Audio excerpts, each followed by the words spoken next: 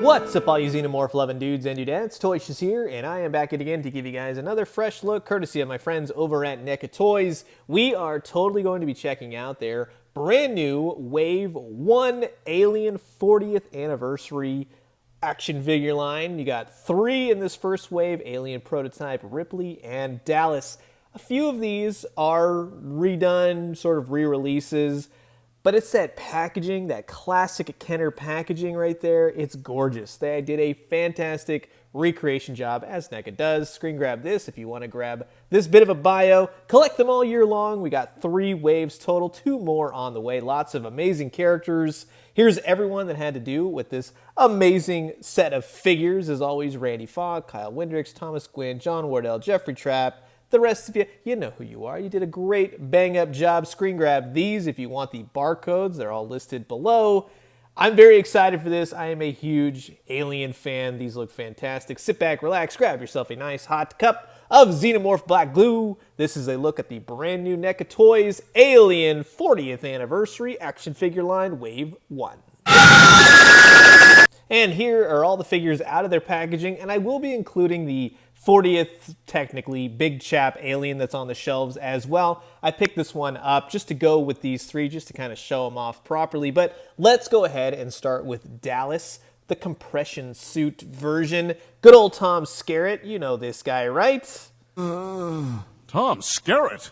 Get me work. This is like the funniest thing ever. But NECA has done a fantastic job recreating the look of Dallas when he goes out onto that ill-fated crashed alien ship. He's got a really detailed suit. He's got Dallas right there. Lots of rust. The alien world always looked very lived in, very much a believable, like sort of very science fiction, futuristic, but at the same time ground level. And they do an excellent job of recreating everything from this movie via his compression suit. Look at all the diodes, the colors on the back. He just looks like one of those like Christmas Santas, you know what I mean, from like the Netherlands. But his helmet does fit on top. It actually works very, very well. I love this. Very reflective dome on it. It's even got the light camera on top. Everything in the back hooks up. You got a wire. You got the hose for his oxygen tank.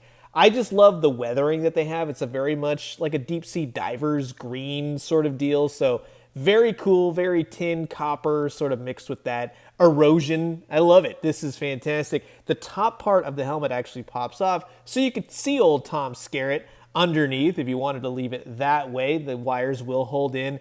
He's got a bit of a weapon storage on his side. You can put his gun weapon thing. It's basically Han Solo's gear with a bunch of other things stuck on it. He holds it well. The trigger finger doesn't really go in it, just all too well in that sense, but it looks good. But he holds his little alien diode tracker as well.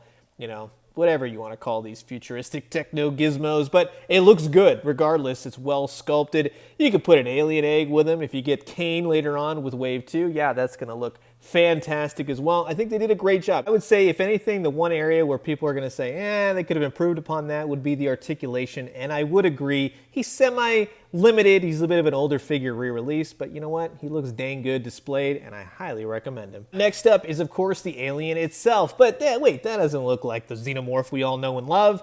This is, technically, it's the Ultimate Edition Alien Prototype. This is what the alien was supposed to look like in the original concepts of the alien itself, and then they took a can of black spray paint and they were like, you know what, now let's make it more creepy, terrifying.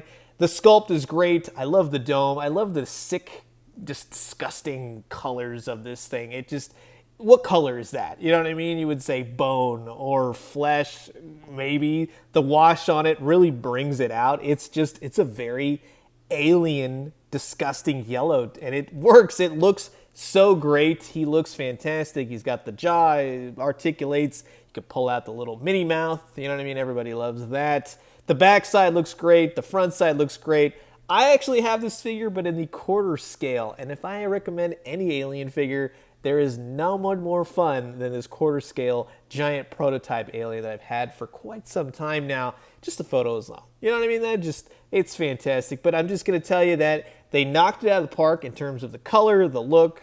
It's just a gross, disgusting alien, and NECA nailed him. Brings us to my favorite figure of the first wave, Ripley in her jumpsuit. Not exactly like, oh my god, this figure is mind-blowing. No, this is what I want to see from a movie figure. It's Ripley in her jumpsuit. She wears this for most of the movie, I will say, going after the alien. They also nailed Jonesy, so you're basically getting two characters in one here. You got the only survivor of the Nostromo right there in cat form. He comes with his cat carrier. She comes with a flamethrower and a alien finder gizmo thing. But let's talk about Jonesy for just a second. The sculpt is great. He is not articulated. He just kind of sits there. You can put him in his cat carrier crate thing. You can shut it, which works fantastic. And then you go ahead and slide the other gizmo towards it. It locks him in. Beautifully done. Just fantastic. Knocked it out of the park. I love this accessory. It's one of the coolest NECA accessories that I've ever seen. You can see the cat through the box. Perfect. I mean, yeah, there's a reason why Jonesy survived, right? He's just cute and the alien loves him. And then finally, the alien finder gizmo Nostromo piece of equipment. Whatever you want to call this thing. But again, beautifully sculpted. It's got little buttons, little diodes. It's all individually painted. It just looks like it walked right out of the movie. Go watch the movie. They nailed it. It's fantastic. It's so much fun because they're so good at recreating this world in action figure form. And of course, you've got the flamethrower. Again, beautifully sculpted. You got lots of paint on this thing. You got a strap. Fits over Ripley.